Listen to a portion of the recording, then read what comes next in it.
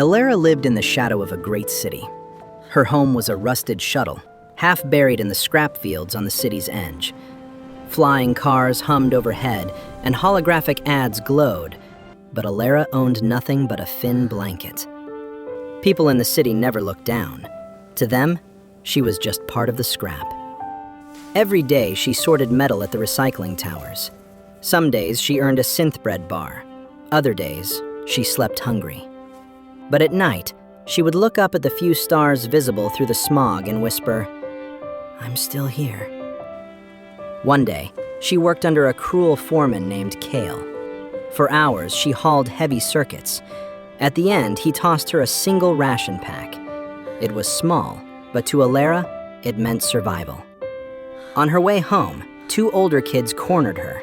They knocked her down, ripped open the pack, and scattered the food bricks into the dust. Laughing, they vanished. Elara knelt, gathering crumbs with shaking hands. She looked at the dim sky and whispered, "I know the stars are busy lighting the city, but could you light one small corner for me? Just so I don't forget who I'm trying to be." Her heart heavy, she walked home past an old launch pad. There, sitting on a broken engine, was an old woman in simple gray clothes. Her face was kind. "Good evening, child," the woman said softly. "I've come a long way. Do you have anything to share?" Alera looked at her handful of crumbs. She remembered her mother's voice. "A full heart is better than a full stomach." She stepped forward and placed the best crumbs into the woman's palm. "It's not much," she said quietly, "but you're welcome to it." The woman ate slowly, gratitude in her eyes. "You have a kind spirit," she said. A warm feeling bloomed in Alera's chest. For the first time that day, she felt seen. The woman asked Alera to walk with her a little. They moved slowly through the scrap fields as the first stars appeared. Then the woman stopped. Her eyes were no longer just tired. They held the light of 1,000 galaxies. "Elara," she said, her voice echoing softly. "Do you know who you have been walking with?"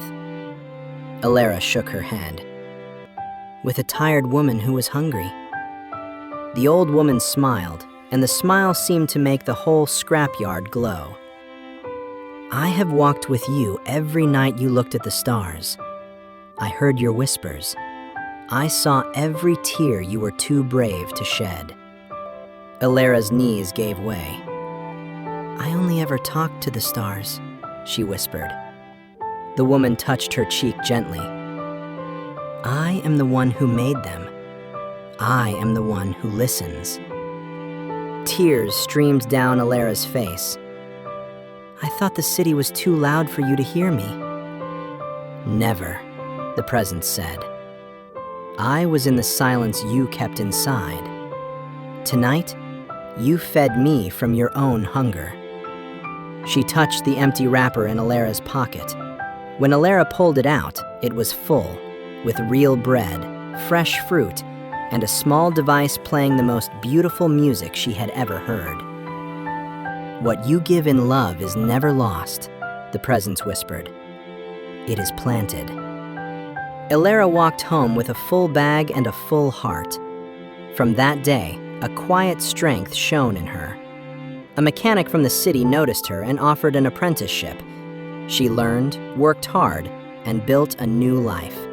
She never felt alone again. If you feel forgotten, remember, the smallest kindness plants a seed you cannot yet see. You are never walking alone.